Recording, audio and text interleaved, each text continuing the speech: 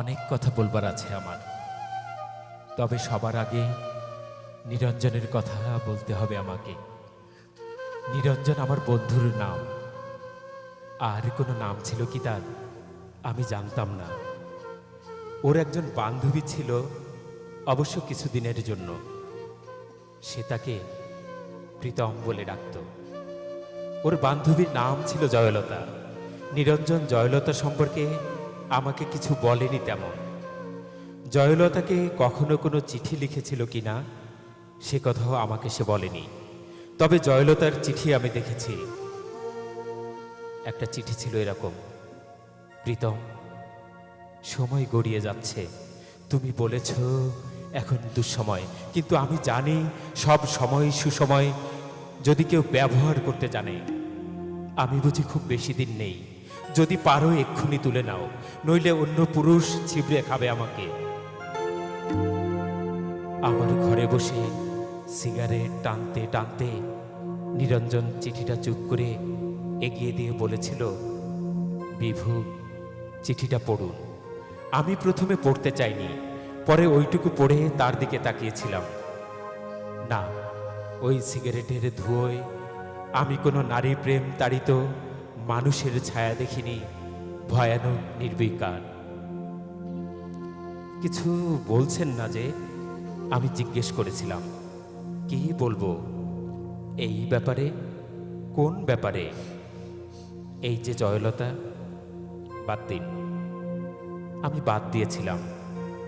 নিরঞ্জন আমার ঘরে বসে অনেকক্ষণ সিগারেট টেনে টেনে ঘরটাকে অন্ধকার করে রেখে চলে গিয়েছিল সেদিন।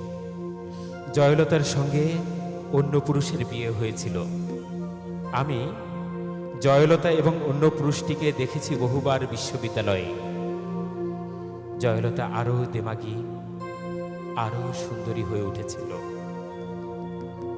অন্য পুরুষ ছিপড়ে খেলে মেয়েরা বুঝি আরো সুন্দরী হতে থাকে। এ কথার সূত্রে নিরঞ্জন আমাকে বলেছিল, আহ, মানুষকে এত ক্ষুদ্রার্থে নেবেন না।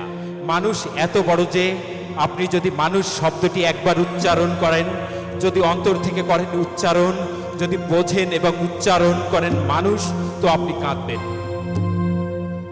আমি মানুষের পক্ষে, মানুষের সঙ্গে এবং মানুষের জন্যে, হ্যাঁ, মানুষের মুক্তির জন্য নিরঞ্জন মিছিল করত। আমি শুনেছি নিরঞ্জন বলছে, তুমি দুষ্কৃতী মারো, বাঙালি মারো, হিন্দু মুসলমান মারো, গেরিলা তামিল মারো, এভাবে যেখানে যাকেই মারো না কেন ইতিহাস লিখবে যে এত মানুষ মরেছে। বড়ই করুণ এবং বড়ই দুঃখজনক। শক্তির সপক্ষে তুমি যারই মৃত্যু উল্লেখ করে উল্লাস করো না কেন, মনে রেখো মানুষই মরেছে। এই ভয়ঙ্কর সত্য কথা নিরঞ্জন বলেছিল। মিছিলে হাত উঠিয়ে বলেছিল, এভাবে মানুষ মারা চলবে না, মানুষকে বাঁচতে দাও। নিরঞ্জন আমার বন্ধু, নিরঞ্জন বাঁচেনি।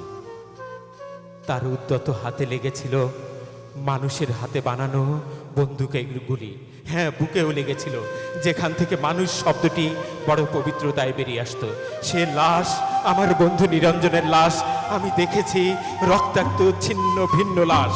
মানুষ কাঁধে করে তাকে বয়ে এনেছিল মানুষের কাছে।